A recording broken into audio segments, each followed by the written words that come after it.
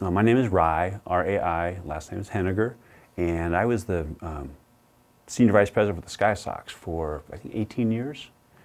Prior to that, though, I grew up in Hawaii, and it was an interesting childhood. I didn't think it was different or unnatural, but it was really, because we lost my mom to cancer when I was 15. I had a younger brother, a younger sister, and Mom had cancer for about 7 years, so it was a real tough last few years as she was having repeated surgeries and not recovering like we thought she should. And my dad, who's a wonderful man, was drinking a lot, and so with him basically passed out every night, and then with no mom around, we didn't really have any good role models. We didn't have a lot of structure, and that kind of led to getting into some trouble when we were kids, my brother and I especially, and some dangerous stuff too. We thought it was just normal, or just being kids, but we look back, I'm like a cat with 9 lives. There were a lot of times that I probably shouldn't have made it. Once I was working at a pizza place when I was in high school, and I didn't know anything about gas ovens, for example, and the manager said, light the gas oven, and so I turned the gas on, and I lit it, and it blew me across the hallway to the other side, because I didn't know anything about that. I just didn't ask the right questions, and it scorched my whole face, and lost all my eyelashes and eyebrows in the front of my hair, which I had hair back then, and that was just one brush. I had a lot of things. There was one time when my brother was, he found an ant nest in the backyard. It was a little townhouse we were renting in the center of the island where all the pineapple patches were on Oahu. And I was trying to watch TV, and he kept on saying, come on out, this is gonna be great, come on out, check this out, check this out. So I finally went outside, and my brother Lynn was burning ants using this fuel called glow fuel, which is made for those planes, the airplanes that you can kind of fly around in circles and stuff, and it requires fuel. And in typical of me, I said, well, you're doing okay, but I think I can do a lot better than that. And there were lots of these big red ants flying out of the ground, so I took the fuel from the can, and I squirted it on them, and I lit it, and guess what happened? No, it didn't blow up. Nothing happened. All it did was burn. And so I waited till it went out, and then I did it again, all over the place. It didn't go out. And so there was still a little bit left, and I remember it like it was yesterday. The flame running up into the can like it was in slow motion. It happened instantaneously, but it seemed like it was slow motion. It hit the can, and the can just exploded. And my face and my arm and part of my foot were on fire. My brother's leg was on fire. And thankfully, something my mom told me when she was living years ago about she goes, if you're ever on fire, she goes, stop, drop, and roll. And it was something I think that firefighters had told me when they visited my classroom when I was in elementary school. So that just came to me, so I opened up the gate and I said, roll. I told my brother, roll, and we were just rolling around, and it put the fire out, but the pain of that was so intense. We spent 10 days in the hospital each. And the doctor said that if my face had gotten infected while I was there, the way he put it was, you'd look like the Elephant Man, which is a tragic story. Actually, a movie was made of it, where everything is just scarred completely. Luckily, I didn't get any. Luckily, I didn't get any scars, and I finally healed. That's just one incident of many. And then when I finally grew out of that phase of doing dangerous activities, I fell into college, basically. The only one that would take me was the University of Hawaii, my local school. But I still didn't have direction. I still didn't have good role models. I didn't have a plan. So it took me 9 years to get my Bachelor of Arts degree. I mean, it's a 4-year program. A lot of people get out in 3.5 years. I took 9. And I didn't even declare my majors until 7.5 years in. I mean, I really didn't have a lot of direction. And it's not anyone else's fault other than mine. It's just that I didn't seek out good counsel or good mentors. I didn't go to the YMCA. I didn't go to other places that could give you some guidance and some structure. And so that was a pattern in my life. Luckily for me, right when I got out of college, after trying one job, which I was fired for, I found the baseball team in Hawaii, which now is the Colorado Springs Sky Sox. But back then they were called the Hawaii Islanders. They played at Aloha Stadium, which is a 50,000 seat stadium near Pearl Harbor. It's where they have the NFL's Pro Bowl. And I interviewed and was accepted as an intern, which means you make no money. But you work your tail off and you learn a lot. And I'll never forget, I came back to tell my dad, who was, he was sober at the time, so I said, hey Dad, I've got a position now. I was still living at home because I didn't have any income. I told him where I was going to work and how much I was going to make, and he just shook his head like, oh my God, that's not a career and you're making nothing. I can't believe you're doing this. But I always loved baseball. I played it my whole life. I enjoyed it. I wasn't good enough to play it professionally or even collegiately, but it was a way of taking a passion I have and applying it to being a career. And I knew that if I worked hard enough, I would probably gain a full-time position with the team. That team, that was the last year that team played in Hawaii because of the expenses and the travel and everything else. They had to move the team, and they chose Colorado Springs for the new home for the team. So the team moved to Colorado Springs and changed its name to Sky Sox, and we have that beautiful stadium out on the east side off of Powers Boulevard. And after that first intern year in 1987, instead of coming over here directly with the Sky Sox, I got an opportunity to be a general manager and run my own team in the Pioneer League. It was affiliated with the Atlanta Braves, and I was the general manager of the team. I did that for 3 years. And here was a guy that just didn't have any structure and any plan, but yet when I found what I wanted to do, I was 100% focused, and I loved doing what that job, and it was fascinating. I made a lot of mistakes, I had a lot of successes, but I put in probably 60 hours a week there, but it didn't seem like I was doing anything because I loved it so much. I didn't ever look at the clock and say, oh, it's time to leave. I just threw myself 100% into it because I cared so much about the fans' experience. And that became sort of a theme for me in professional baseball, is to just do whatever it took to give the fans who pay money to come to the games the very, very best, most exciting, unforgettable, memorable experience they can ever have. And we set attendance records every year, even though the team was always in last place.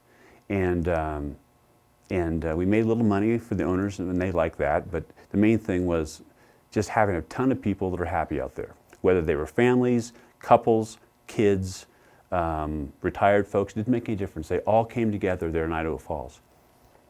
After 3 years of that, I actually did everything I could there at that level, and I was asked by the general manager here, Fred Whitaker, to come back to my old team, which is now in Colorado Springs. So I moved out here in 1990 and spent about the next 20 years out there, and loved it, absolutely loved it.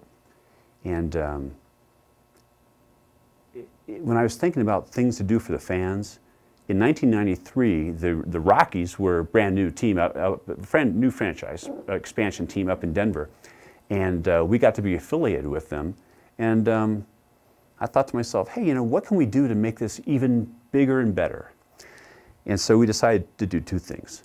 One was to have the world famous ballpark hot tub, which we started. It was the first ever water feature in the history of American sports.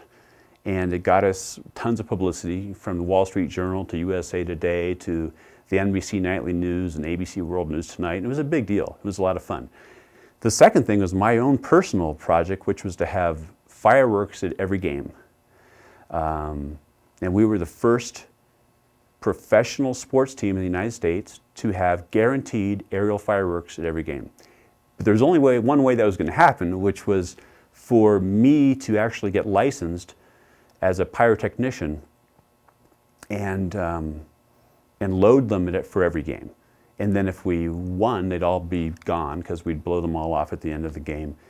But if we lost, I'd go back and take out the remaining ones and safely store them away and inventory them and whatnot. So I actually got a federal explosives license, which required an intensive background check.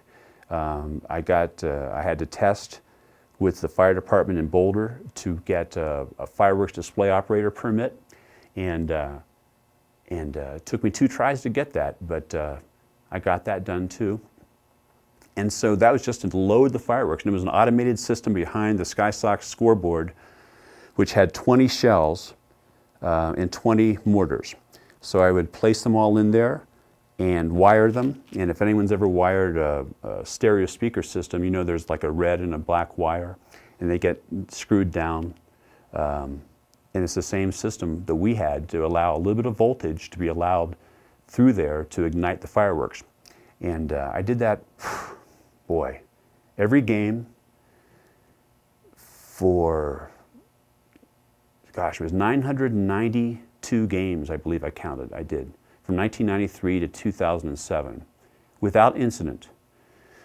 I remember my wife always saying that she was concerned about that activity I was doing, and I would always tell her that it's more dangerous for me to drive to the stadium and back than it is to do the fireworks. And I really meant that, and I believed that thoroughly.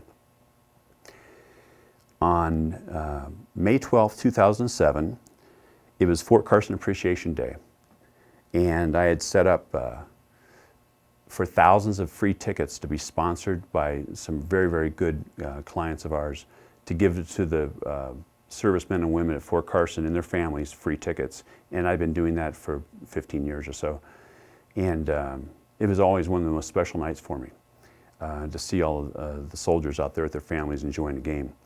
And we had arranged for a 13-gun salute with a salute battery with a cannon. And so on the last note of the national anthem, instead of my fireworks going off, it was going to be the cannon shooting, which is always a big thrill for all the fans. And so those guys were setting up the cannon from the salute battery. I was in the back loading the fireworks. And I remember our groundskeeper, Steve DeLeon, came by and just, for some reason, he's never asked me this before, he goes, "You doing okay?" Because I was up on the scaffold loading the fireworks. I said, "Yeah, I'm doing fine." He goes, "Okay, just checking on you." And then he went around to make sure the salute battery was set up where they should be. And then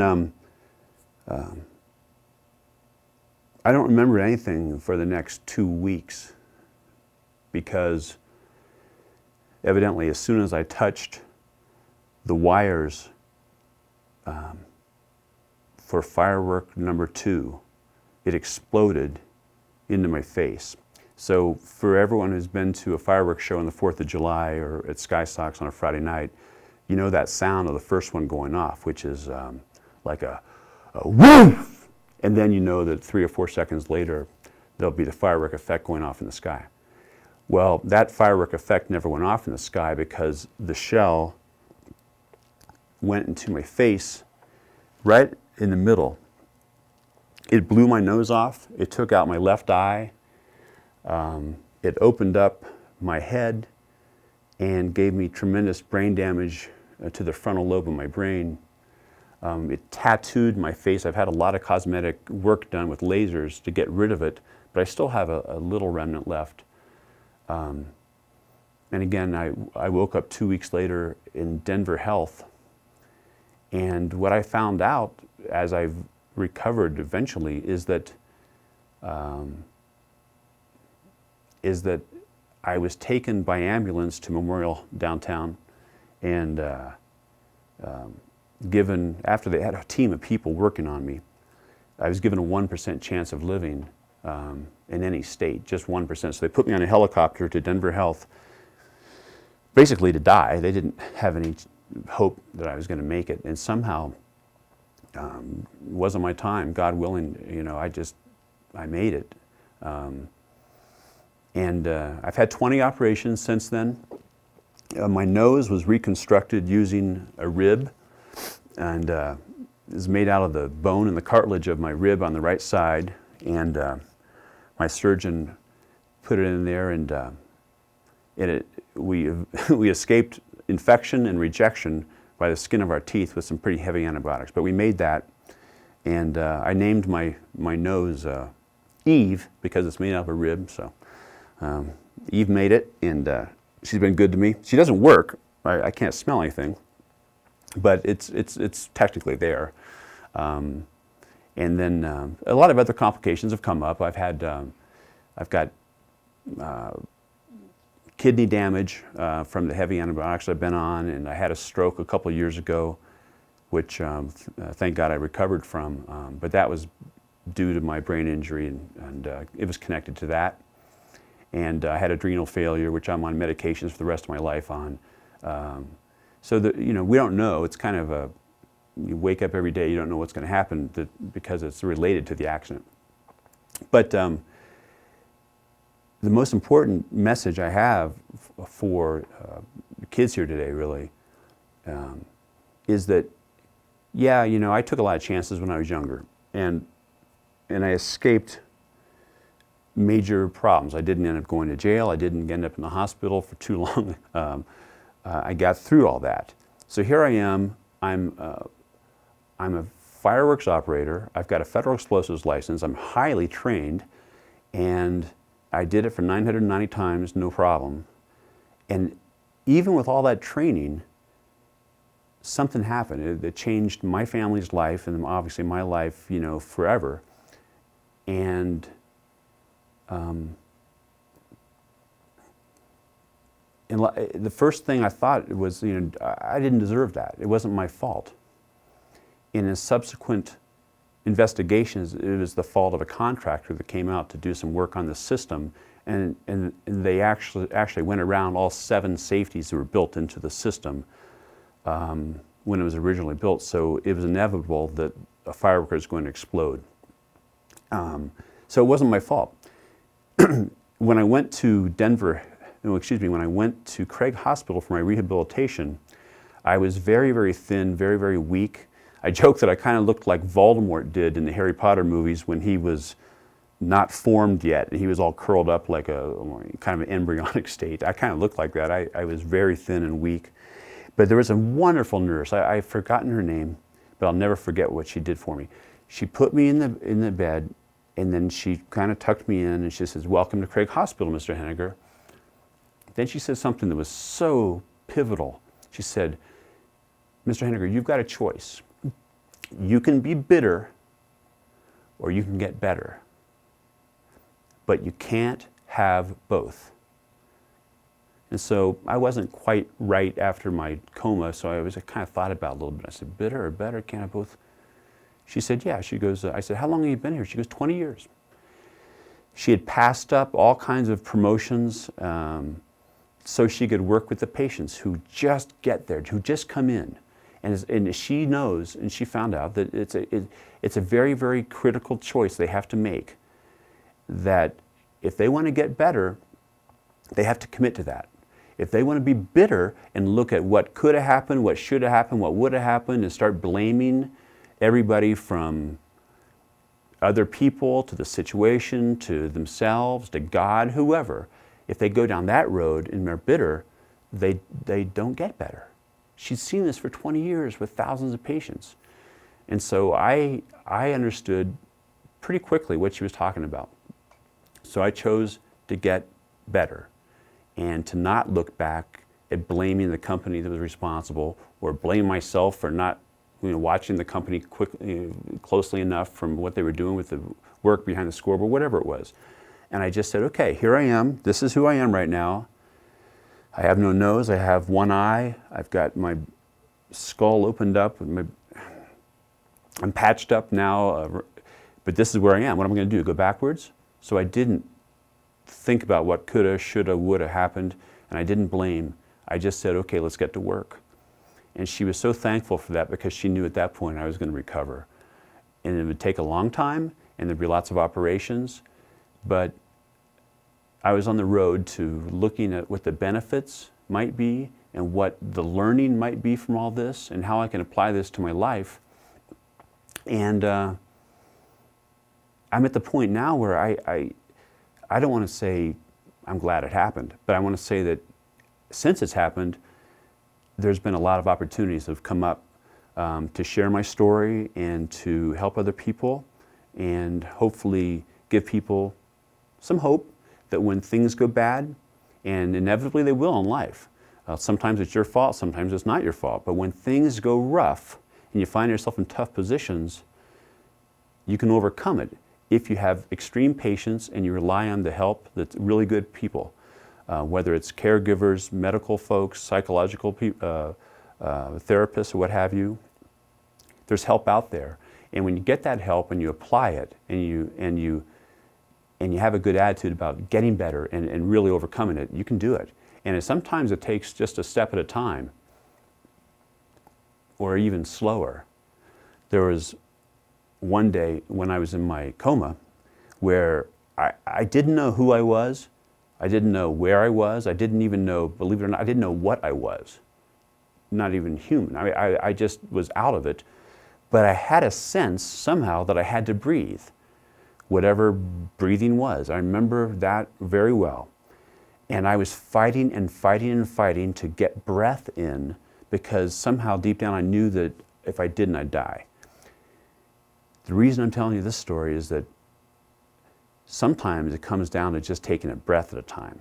And I fought and I fought and I fought to get a breath in and then exhale. And it took every ounce of energy I had to get that done. After that breath was done, I almost collapsed from fatigue, but then I realized I got to take another breath. So I worked and I gathered all the energy I had to get the air in and then exhale. And I thought, okay, now I can relax. I probably took like 20 breaths and it took all the energy I had to do each one. And had I been told or understood that I had to take 20 breaths from the very beginning, I wouldn't have done them at all. I would have just let myself go. But because I thought each one was going to be the one that got me over the hump, I was able to muster the energy to do one breath at a time. So by taking it one breath at a time, I overcame that. And I had gone code blue, where they have all the folks run in, all the doctors and nurses and technicians run into the room because someone's crashing and they're about to die. And so by going one breath at a time, I got through that. And I think that's a nice metaphor for life sometimes, that you know how some people, when things are tough, will say, take it a day at a time, you'll get through it. Well, you know what? Taking a day at a time sometimes is too much. You got to break it down to an hour or a minute or literally a breath. But by taking it a breath at a time, you can get to the next breath, and then you'll finally get to the next day. And here, you know, about 9 years later, you know, I've had 20 operations, I've had all these things happen, but I made it, you know, and it was against all odds. And my wife, who was amazing the whole time, she used to say, hey, when you worked at SkySox, you were never around. You know, I really want you around. Now that I'm home all the time, she's like, I wish you had something to do or somewhere to go. You're around too much. But she's been amazing. And she had many, many, many things she had to do, life and death decisions about operations, procedures the surgeons had to do. And this incident and the aftermath has been very tough on my family, my kids, and God bless them, they've been through a lot, and to see your father that mangled and distorted is not easy, but they've been fantastic and come out of it pretty well, very well actually. Anyway, I'm just very, very blessed that I'm here, and I look for meaning every day into why I'm here and what opportunities I might have, especially given the situation that I've been through. And it's just great to be able to talk to young people who are struggling with fire site incidents and have areas of their life that may not be going that smooth. And I just want to let you know there's hope, that look for good help, look for good examples, look for good mentors. In my case, I didn't have it at home with my mom gone and my dad not sober. But I got through it, and there's hope for everybody. If you just look out there and just look for the best help and just determine to be better a little bit every day, and not be bitter and not play the blame game. So I just wish that upon everybody here today, and I look forward to hearing the good things you do in your life, because I really believe that everybody on this earth has a gift that they need to find. I believe personally that God gives everybody something that makes them special. Whether you look at religion, which says that everyone is totally unique, that literally God knows every hair on your head, He knows you before you're born. Or you look at science, which shows that everyone's DNA from the history of the dawn of man to now is totally different. Even twins have different DNA due to mutations. So we are totally unique individuals, and we all have a calling. We all have different challenges, we all have different opportunities, but we all have different gifts. And I think the biggest challenge in our life is to find what that gift is, find what makes you unique, and then strengthen that and maximize that and train it and tease it out and look for ways to expand that and then make that your calling in your life. Whether it's what you do for your career, or whether it's an attitude you have of taking care of other people or being sensitive to their situation. It could be just smiling at somebody who's having a really tough day, and that smile ends up lifting that person up, and they were going down a bad path that day. It could be opening a door and holding it for someone who goes through and making them feel special, and realizing that someone cares about them. Little things. But anyway, to do those things, to find what your calling is our deepest responsibility and honor that we can possibly have.